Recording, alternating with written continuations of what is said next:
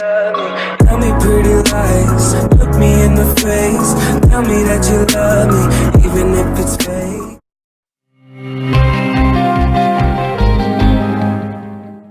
Au quotidien, on est confronté au fait qu'on a un manque de personnel avec une surcharge de travail et de patients. C'est-à-dire que on se retrouve à être malgré nous complètement maltraitant et pas du tout bienveillant avec les patients.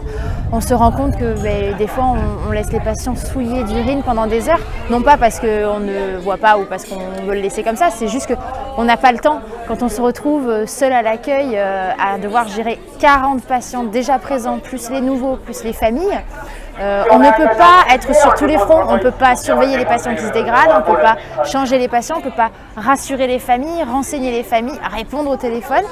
Et du coup, on en arrive à des soignants qui sont épuisés, qui viennent en pleurs. Et on se rend compte, même nous, on a des collègues qui pleurent parce qu'ils se sont rendus compte qu'ils avaient laissé des patients de n'importe quel âge souillés d'urine pendant des heures, mais qu'on est complètement impuissant. Ça fait des mois et des mois qu'on le signale à notre direction. Et on n'a aucune réponse, on est en permanence en effectif minimum. On ne peut plus pallier aux arrêts maladie, aux arrêts de travail, même si aujourd'hui on nous propose des heures supplémentaires. On ne peut pas non plus passer 7 jours sur 7 et 7 nuits sur 7 à l'hôpital et au travail. On a chacun une vie personnelle et puis à un moment donné, on ne peut pas non plus faire 70 heures par semaine. Voilà, donc on est dans un épuisement total. On a des collègues qui sont là, qui travaillent ici depuis 15-20 ans et qui viennent aujourd'hui en pleurant parce qu'ils ne comprennent pas pourquoi ils sont devenus maltraitants à leur insu.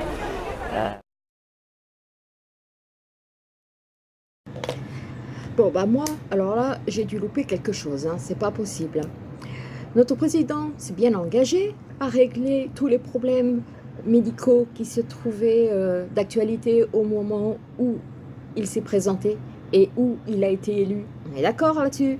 Bon, sa solution, en fait, c'est de moins de personnel soignant, moins d'hôpitaux, moins de lits, moins de cliniques.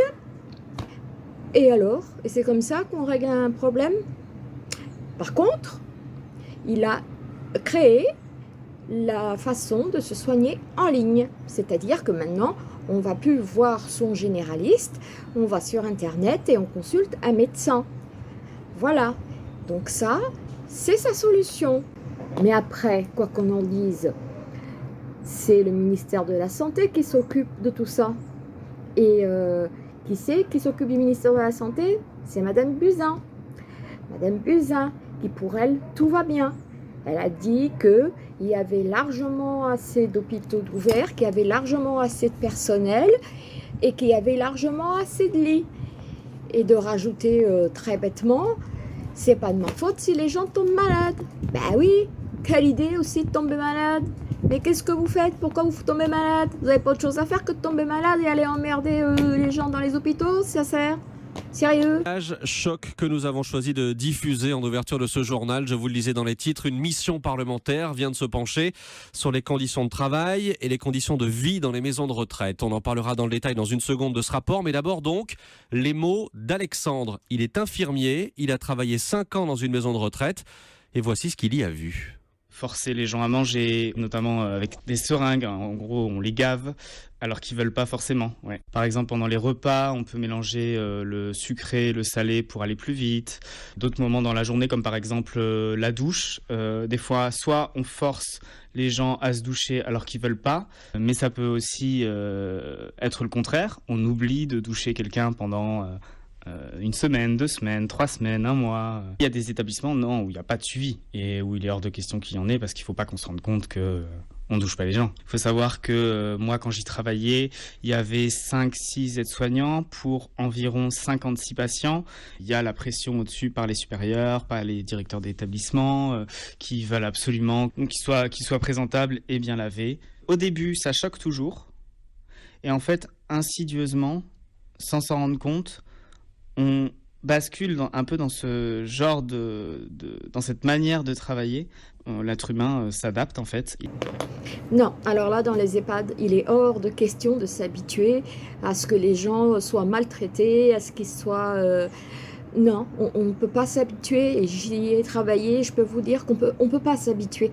Non, on ne peut pas s'habituer. Moi, je suis partie parce que je ne pouvais pas m'habituer. Alors, si les gens ils commencent à s'habituer, si le personnel soignant commence à s'habituer et s'il dit c'est comme ça, on n'y peut rien, moi, je vous conseille de changer de métier hein, parce que là, c'est plus bon. C'est plus bon. Le cœur et l'empathie sont partis. Et on travaille comme ça. Pour moi, pour changer tout ça, il faudrait forcément qu'il y ait plus d'effectifs. Bonjour Benjamin Lévesque. Bonjour Maxime. C'est vous qui avez recueilli ce témoignage pour Europe 1. Ce que décrit Alexandre, il en est donc largement question dans ce rapport parlementaire qui vient d'être remis sur la situation des maisons de retraite en France. Constat dans ce rapport, constat très inquiétant. Eh oui, premier constat, les EHPAD, les maisons de retraite, manquent de personnel. Le rapport le montre, en particulier, on n'arrive pas à recruter d'aides-soignants. C'est vrai que c'est un métier qui ne fait pas rêver, les conditions sont difficiles. La preuve, par exemple, les accidents de travail, ils sont plus nombreux que dans le BTP, même si là, ce n'est pas physiquement, mais psychologiquement, des burn-out. Et tout ça, ça impacte directement les personnes âgées, on vient de l'entendre.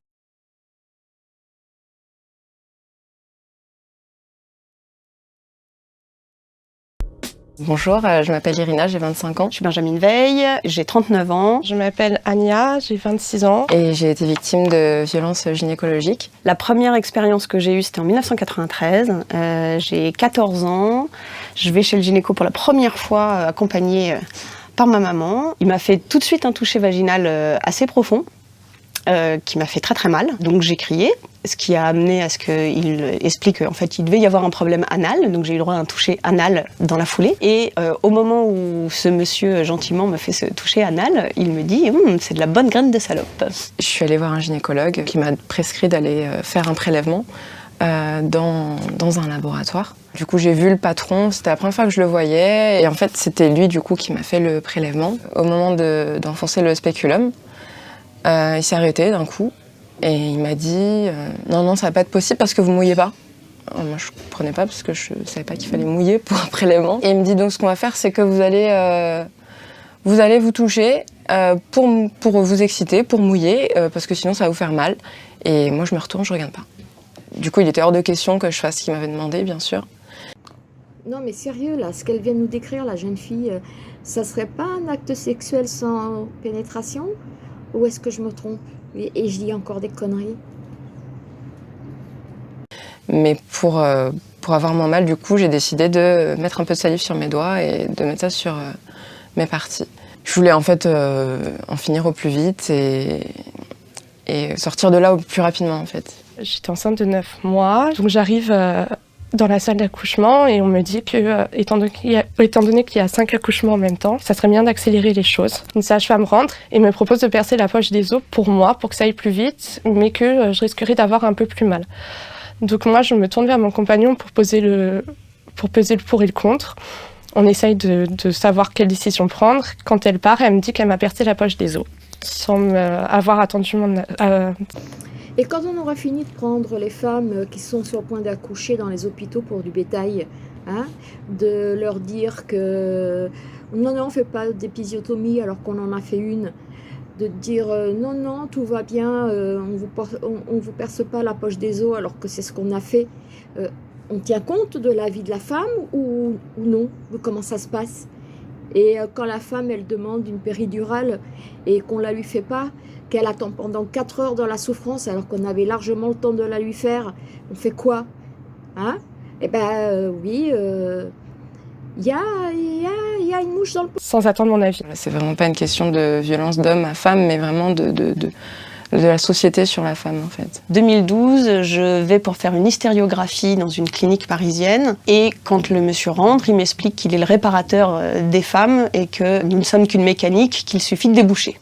On me fait rentrer dans un box, on me met les pieds sur l'étrier, j'attends de nouveau 20 minutes à poil en attendant. Le chef de service rentre dans la salle, accompagné de 20 internes, qui m'auscultent extrêmement rapidement, me fait très mal, je hurle, et il dit à tous ces internes, il se retourne en leur disant « encore une hystérique qui est en train de feindre des douleurs ». Je suis atteinte d'endométriose.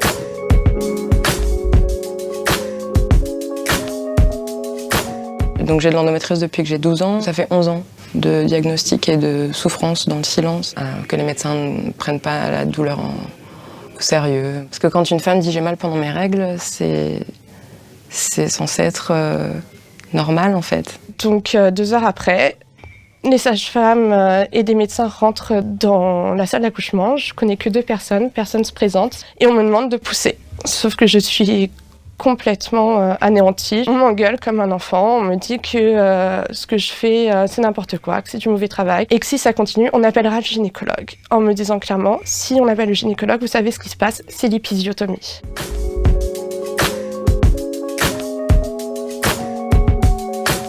Et moi, je leur dis que c'est hors de question, que je ne veux pas d'épisiotomie. Au bout de 45 minutes de poussée, ils appellent le gynécologue. Le gynécologue me regarde dans les yeux et me dit « Vous inquiétez pas, madame, il n'y aura pas d'épisiotomie. Je vais juste vous poser une ventouse, ça va aider à faire sortir le bébé. » Je suis rassurée, mais il met la ventouse, tout se passe bien. Ma fille naît avec un peu de glaire dans la gorge, donc il l'emmène directement faire aspirer les gorges. Et je vois que le gynécologue reste entre mes jambes. Je lui demande alors... pourquoi il reste, si j'ai été déchirée. Il rigole et il me dit « Non, je vous ai fait une épisiotomie ». Un mois après, je vais voir une sage-femme parce que j'ai très très mal. Et de là, elle me dit que j'ai été refermer un point de trop, ce qu'on appelle le point du mari, pour que mon vagin soit plus serré. C'est une douleur qui est constante, je sens toujours ce point-là, quoi qu'il arrive, tout le temps. De là, j'ai tout arrêté, j'ai plus été voir de sage-femme ni de gynécologue. On m'a dit qu'un gynécologue pouvait faire sauter le point du mari, mais j'ai trop peur. Je veux plus qu'on me touche, je veux plus qu'un étranger puisse accéder à cette partie de mon corps.